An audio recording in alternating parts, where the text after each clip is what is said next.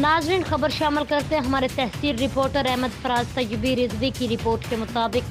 تحریک لبیک پاکستان کے مرکزی امام مسجد اور بانی اور چیئرمین تحریک لبیک پاکستان حضرت علامہ مولانا حافظ خادم حسین رضوی صاحب کے شاگرد خاص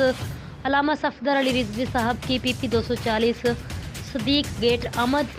صدیق گیٹ پر اپنے شاگرد خاص حضرت علامہ مولانا قاری حق نواز طیبی رضوی صاحب کے مدرسہ کا دورہ کیا، بچوں سے ذہنی امتحان لیا۔ جاتے وقت علامہ صفدر علی رضوی صاحب نے اپنے شاگرد خاص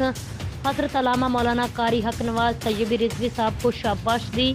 اور کہا ان بچوں کو قرآن مجید کی حافظ کے ساتھ ساتھ محفوظ قرآن مجید بھی بنانا ہے۔ سب کو سلام کیا اور صدیق گیٹ کو الوداع کہہ دیا۔